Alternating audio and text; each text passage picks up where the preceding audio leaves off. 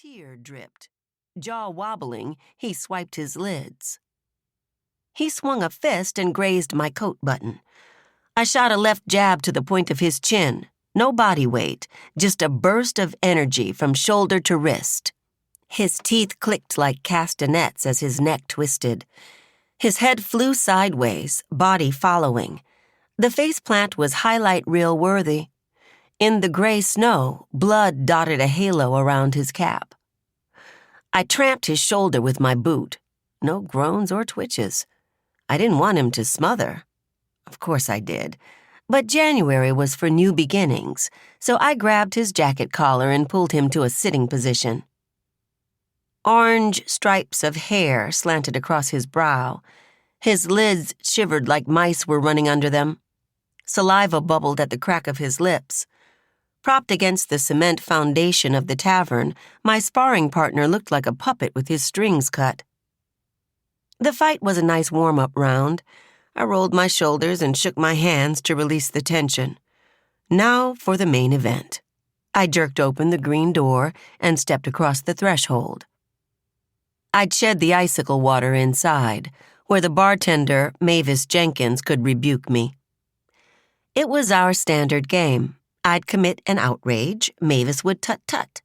The moral balance kept us both sharp. I flapped my arms against my flanks. I took a census of the dimly lit room. Mid-January dragged down the numbers. 5 white men sat at tables, arrayed along the perimeter. 3 white men hunkered at the horseshoe-shaped bar. 4 black men and 3 Latinos clustered at tables near the swinging kitchen doors at the rear. I pulled the racial math of every room I entered, in case I needed allies, or witnesses, or alibis. The bartender and I were the only black women on the premises. She owned the tavern. I was a private detective. Grit, if not math, was in our favor tonight. I smiled at my friend and flicked water from my ears. Mavis Jenkins was short, round-hipped, and light-skinned.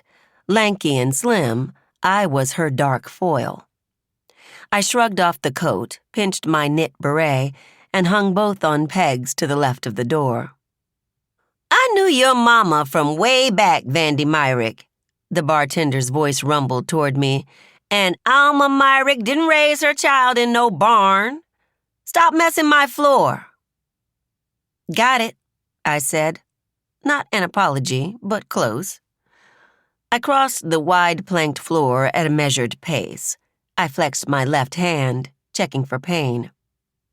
The knuckles stung. Tomorrow I'd feel the ache in my rotator cuff.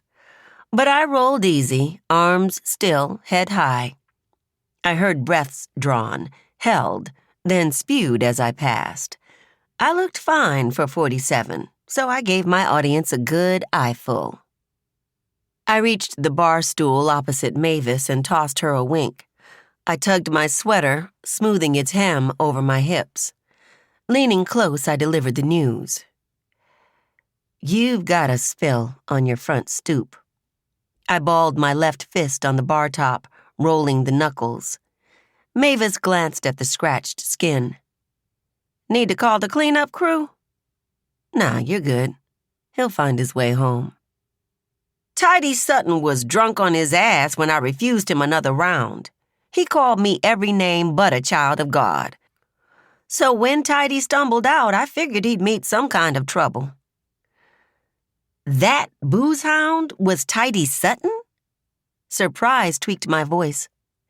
"He anchored the defensive front line for the Panthers varsity team." "Always cleaned up, huh?" Mavis got the old nickname's simple-minded joke. "Well, those high school glory days are long gone." She swiped her cloth over a non-existent smudge. "For all y'all." I settled into the green leather cushion, grinning.